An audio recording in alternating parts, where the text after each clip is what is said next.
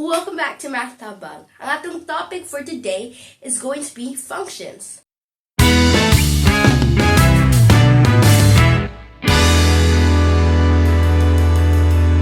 So, unsa man ang function?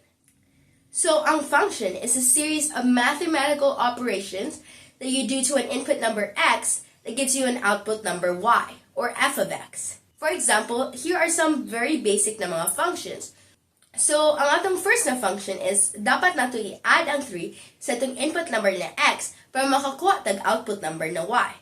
So, let's say that x is 2. So, we add 3 to 2 and then makakuha natin sa itong output number. So, ang output number niya, or ang y niya, kay 5. So, let's say x is equal to 10. So, then we add 3 and we get 13. So, y is 13.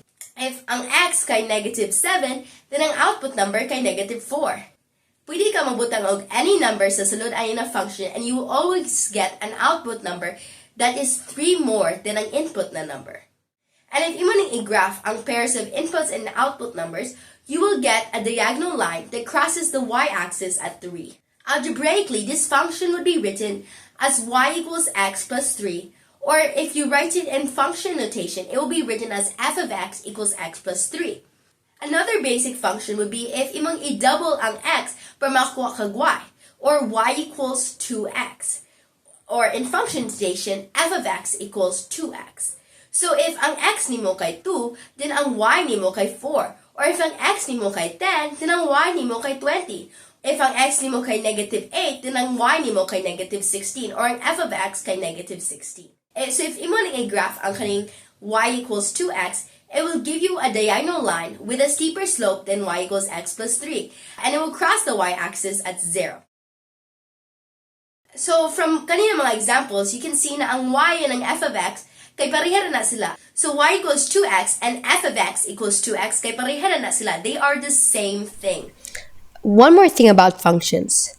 For every output, dapat isara ang value of x. So, kung pulihan nimo ang x ug isa ka number, dapat ang mugawa sana na function ang output kay isa ra pud ka number. Mo explain na mig more about ani in another video. If kay bana mo sa pag-graph og line, ang pag-graph og function actually gets super easy. But if dili pa kay ka strong sa pag-graph og lines, don't worry, check out our video in the description below to help you get better sa pag-graph og lines.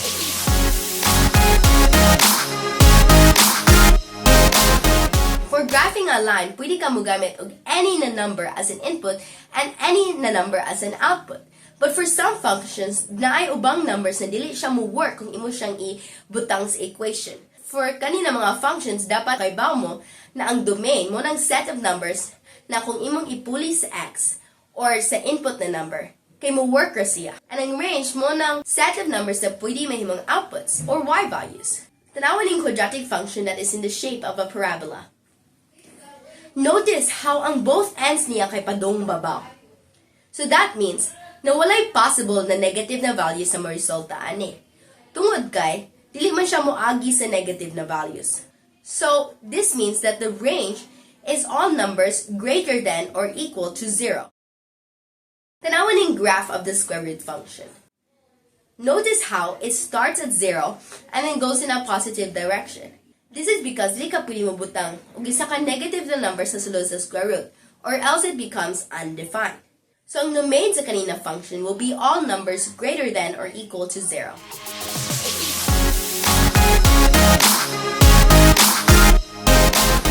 To summarize this video, a function is a series of mathematical operations you do to an input number x that give you an output number y, or f of x. Also remember that f of x and y are the exact same thing and are actually interchangeable, or pwede sila mag-ilis-ilis. They are exactly the same. Next, remember that the domain is unsay possible na x value sa kanang function na mo work kung imo siyang ipuli sa input number or sa x. And ang range kay mo na yung mga set sa possible na numbers na pwede ma-resulta sa equation, or ang output numbers, pwede may mong output numbers sa kanang function. So thanks so much for watching, everyone. Please like and subscribe for more videos. Also, akong i-link ang ubang practice problems sa description para maka-master mo sa inani ng mga skills if you want. And please subscribe if you haven't already and check out our other videos on our channel. Thanks so much for watching, everyone. Bye.